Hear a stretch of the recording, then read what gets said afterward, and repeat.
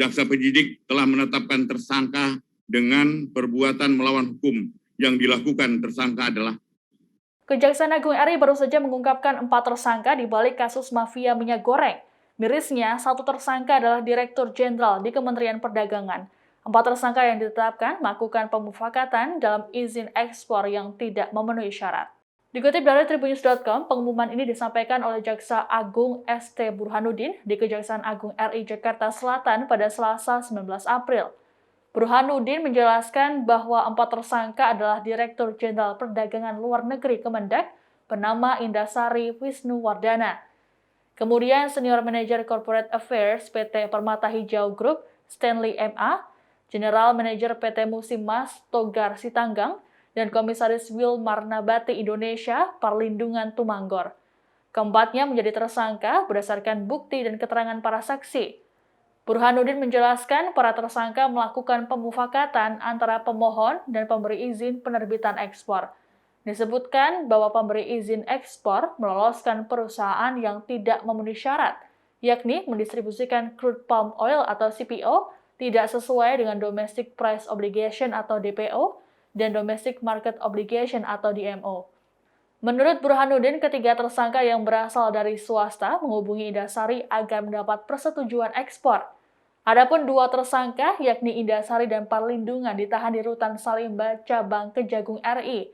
Sedangkan Toga dan Stanley ditahan di Kejari Jaksel selama 20 hari ke depan. Para tersangka itu diduga melanggar pasal 54 ayat 1 huruf A dan ayat 2 huruf A, B, E, dan F Undang-Undang Nomor 7 Tahun 2014 tentang Perdagangan. Dikeluarkannya persetujuan ekspor kepada eksportir yang seharusnya ditolak. Ditolak izinnya karena tidak memenuhi syarat, yaitu telah mendistribusikan CPO atau RBD palm oil tidak sesuai dengan harga persejualan dalam negeri atau DPO, tidak mendistribusikan CPO dan RBD ke dalam negeri sebagaimana kewajiban di dalam DMO, yaitu 20% dari total ekspor. Tersangka ditetapkan 4 orang. Yang pertama, pejabat eselon 1 pada Kementerian Perdagangan bernama IWW, Direktur Jenderal Perdagangan Luar Negeri, Kementerian Perdagangan. Dengan perbuatan tersangka telah menerbitkan secara melawan hukum persetujuan ekspor terkait komoditi crude palm oil atau CPO dan produk turunannya kepada Permata Hijau Group,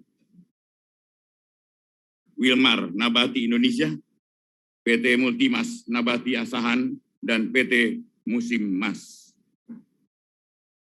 Sementara itu, tersangka lain. Demikian informasi kali ini, perbarui terus informasi Anda hanya di kanal YouTube Tribunnews. Terima kasih sudah nonton, jangan lupa like, subscribe, dan share ya!